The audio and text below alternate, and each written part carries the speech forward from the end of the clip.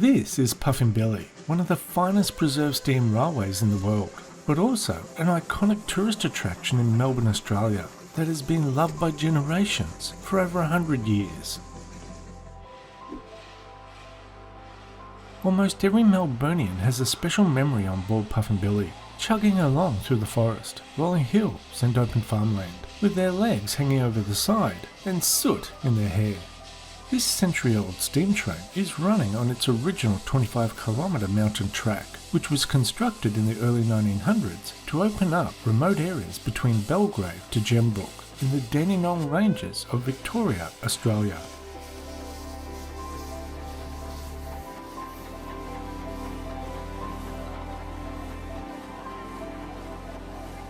The train operated from 1900 to 1953, when a landslide covered the tracks, and because of operating losses, the line was closed the following year.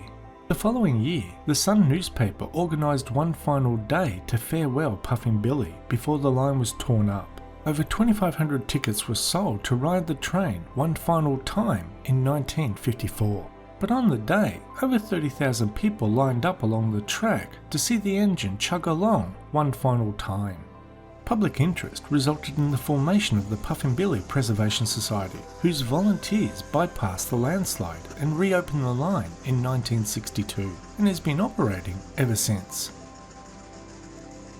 The present line between Belgrave and Gembrook travels 25 kilometres through the forests, fern gullies and farmlands of the Dandenong Ranges, and takes around 2 hours to complete the journey.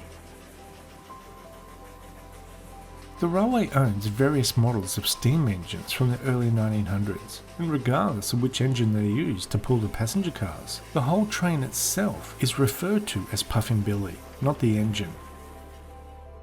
Now she was given permission to hop inside the engine room of one of the steam engines and got to ask various questions, and here is what I filmed. So it's got all the standard fittings that you'd find on every other locomotive that worked in Victoria.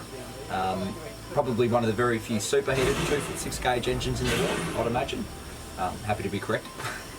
But aside from that, no, it's the most unique engine in the world. It's the only 2'6" gauge. How old is the train? How old? 1926, I think. So relatively modern, actually, compared to the rest of the fleet of engines we have up here. And how often does it run? At the moment, it's every day. Usually during the year, it's every weekend, so they put it on the lunch train. How fast will you travel along the track once you've got up to a normal running speed? About 15 mile an hour, anywhere between 10 and 15. We'll probably burn close to, I guess, 1.5 to 2 tons of coal a day. A lot of blokes, they don't like this engine purely because it's the power of 2 engines. It's got the 2 engine units. It's twice as much work in the morning to prep. So it's a lot more work, but I reckon it's heaps more fun. It's a lot bigger than all the other engines, much more comfortable. Yeah, my favourite up here for sure. Yeah. One of the coolest features about riding Puffin Billy is the passenger carriages are open-sided, built specially for tourist traffic. A popular thing to do is to sit with your arms and legs dangling over the side of the carriage, but you will most likely reach your final destination with a small amount of soot in your hair and on your face. But that just added to the overall charm of riding the train.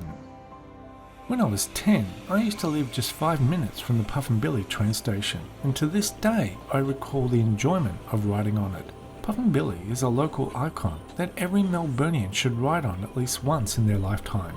It may only be a small section of track, and it may not go very fast, but the experience will stay with you for the rest of your life.